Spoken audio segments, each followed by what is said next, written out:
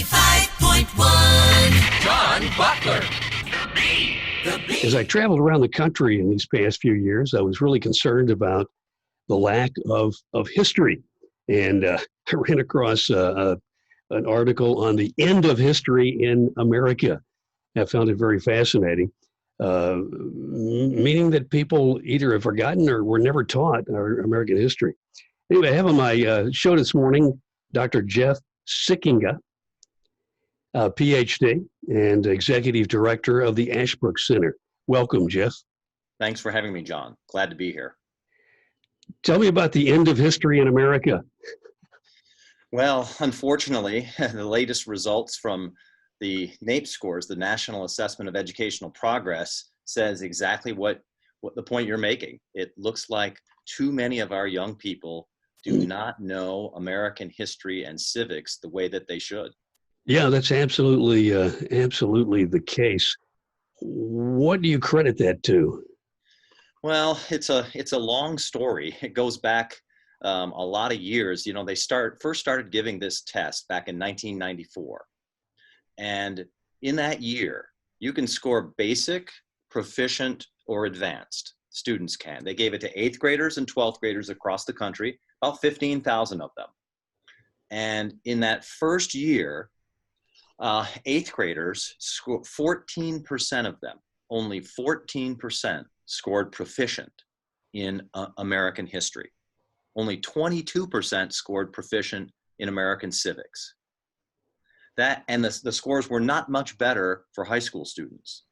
So not much has changed, unfortunately. They just released the results of the test that was given in 2018, just released them a little while ago, and it shows that we've made no progress. 15% this year were proficient.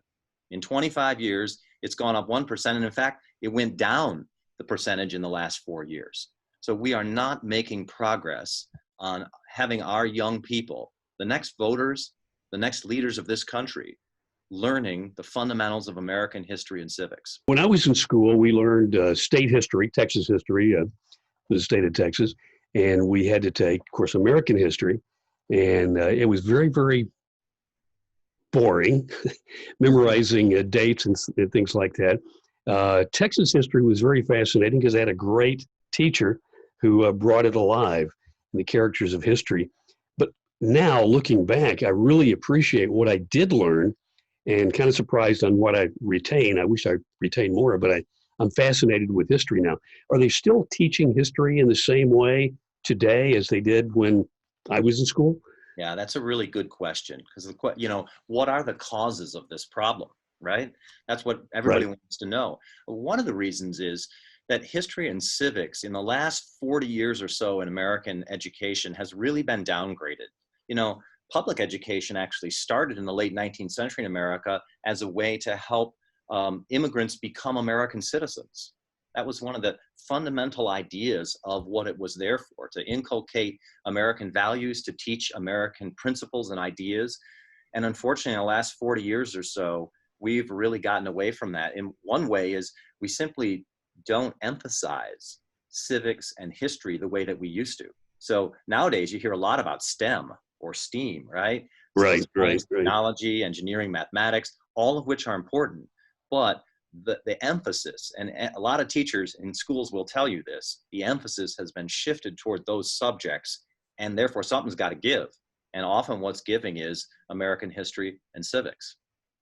You hear a lot about the ideology bias, regardless of your politics, but you hear a lot about the bias in teaching, especially in history and civics, and the bending of history.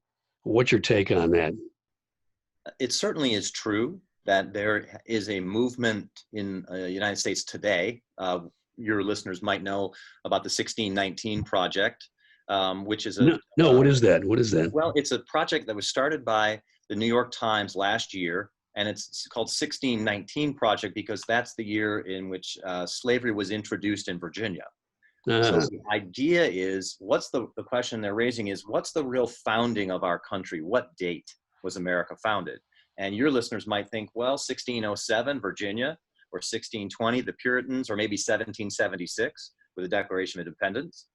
But they're saying 1619 because they want the whole of American history, as they said themselves, to be reframed through the lens of slavery. And so I think not only is that true in textbooks, we're seeing an overt project to make this the way that American history and civics are taught and understood.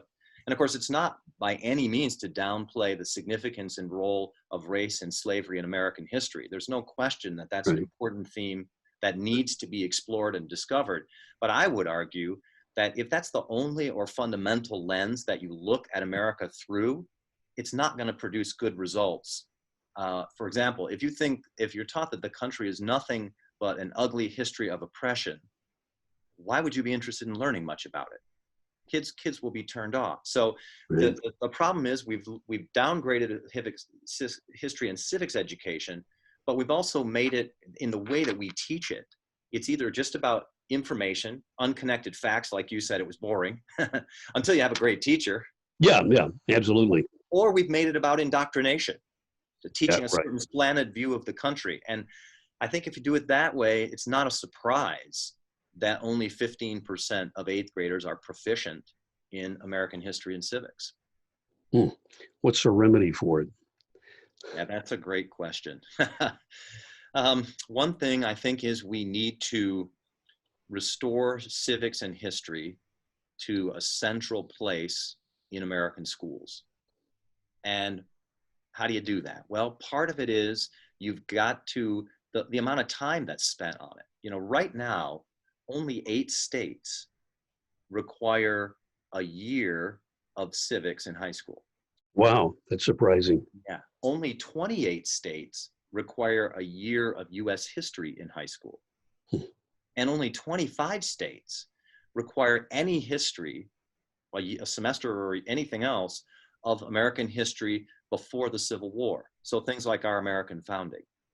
So when you see these tests that measure, you know, do students know what the Bill of Rights is, and students can't answer those questions, it's not surprising, because they're literally not taught that in school. It's simply not required. So one thing we got to do is we got to get back to understanding education's role in helping to shape citizens. We're not just trying to train mathematicians. We're not just trying to train scientists. Yeah. That's all important. But, you know, the truth is, as your listeners know, you can take math class. It doesn't mean you're going to be a mathematician for life. You know, and science is important to understand, but most people are not going to be scientists, even in this new economy. But everybody is going to be a citizen. We all need to know this if this experiment is going to work. So I would say, first and foremost, we need to restore civics and history education, and a great respect for that, for the teachers of that, back to education. And then change the way we teach it. Well, how do you take out the ideological bias, either direction? How do you remove that? And if you're a teacher, how do you remove that in the classroom? Yeah, that's a great question, right? You don't want to substitute one ideological bias for another one. Correct, yeah. I think the way that you do it, and we've seen success with this in our own programs for students and teachers, is you go back to the original primary sources. So we can have a lot of disputes, as we're having right now, about shutdowns in states. Is that constitutional? What authority is there for governors like in Texas or Ohio, where I am, to be able to do that? That requires knowing the Constitution. So what I say is we go back to studying the fundamental documents themselves. That's not a liberal or conservative partisan point of view. That's just, let's go back, let's study them, let's talk about them, let's put aside biased textbooks and just go back to the documents themselves and see what we can learn from them. That's a way I think you can immediately start by saying, set your partisan biases aside and let's just see what this document says. Yeah. Well, that totally makes sense. Is the Constitution even taught in American history today? Yeah. It's skipped over very fast. If you ask students in high school, folks out there who have children or grandchildren, nieces or nephews who are listening, ask them how much time they spent in their social studies class studying the US Constitution. They'll be shocked. It may be a few weeks. This is a foundational document of our country that still guides us today. It certainly should. And we are spending a few weeks at most on this. And this is even in some of the advanced placement classes where you might even have the best students. They still zoom through it rather than focusing and concentrating on it. Yeah, yeah. Unfortunately, there's probably a large number of people who can't even spell Constitution. So maybe that's a starting point. I'm sorry. Tell me about the Ashbrook Center. Yeah, thank you. We got started back in 1983, and our purpose has been to educate our fellow Americans really about the history and principles of our country. And so we have programs across the country for students, high school students, college students, for teachers. We have a master's program where they can come on campus or learn online, as so many people are doing right now, and get their degree. Teachers can get their degree in American history and government so that they know the subject that they're teaching really well. And we have these seminars around the country, including in the great state of Texas. We do a lot of programs for teachers, and then we have things for citizens as well, helping them. And we do this in person and we do it online. It's become a national outreach of ours. Okay, well, right now, I know I have grandchildren, and they're all homeschooling at the moment because of the COVID-19 virus. Mm-hmm. So they're not in their regular public school classrooms. Are there some good resources that parents and teachers who are teaching remotely these days? Are there some good resources you could point them to? Yeah, absolutely. So we have a website called teachingamericanhistory.org, TAH.org. And your listeners can just go look that up. Very simple, TAH.org. And on there, we have all kinds of documents. So if they're folks are helping their kids learn American history, American government, important topics in American history, we have all kinds of great documents for that. If you want to say, let's study George Washington, what can we read from George Washington? We can go on that website. You can just type in George Washington and look that up. We have lesson plans for teachers and for students. We have all kinds of toolkits and resources, videos, lots of stuff on there, th.org. It's a great site. We get now about over 2 million visits a year.